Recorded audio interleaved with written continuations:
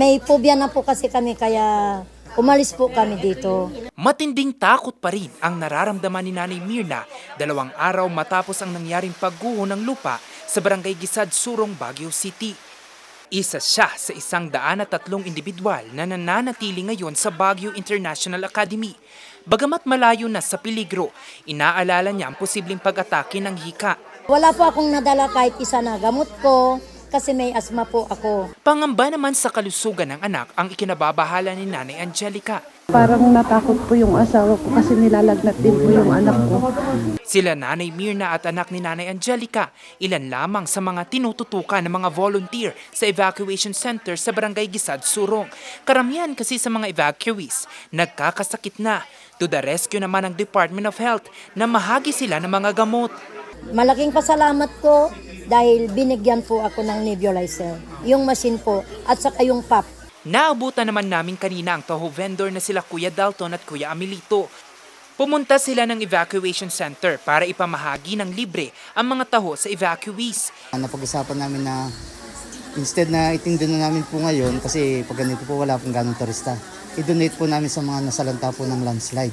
Nakakatuwa naman na gustong-gusto po nila. Baka ito lang siguro yung magagawa namin kabutihan dahil unang-una po wala po kaming kakayahan para tumulong po sa ibang bagay.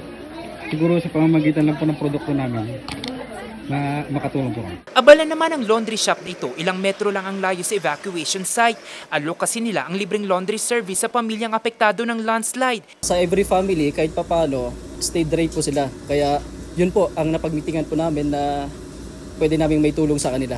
Samantala, nagtulong-tulong naman ang mga volunteer mula sa City Veterinary and Agriculture Office. Nirescue nila mga naiwang aso sa mga kabahayan malapit sa Ground Zero. 11 aso't pusa ang kanilang na-rescue. Sa pinakahuling tala ng Baguio City LGU, umabot na sa 172 pamilya o katumbas ng higit 900 individual ang apektado ng habagat. 52 pamilya o katumbas ng 213 individual ang nananatili sa iba't ibang evacuation sites sa Baguio City. Tingnan nila yung kanilang mga kapaligiran.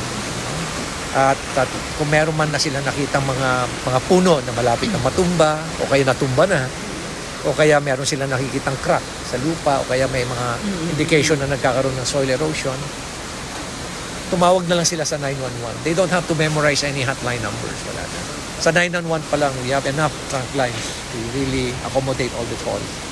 Sa ngayon, patuloy na nakaalerto ang Baguio City LGU sa lahat ng mga barangay sa lungsod, lalo pat nararamdaman pa rin ang malakas na buhos ng ulan. Jose Robert Inventor, Nation on the Move!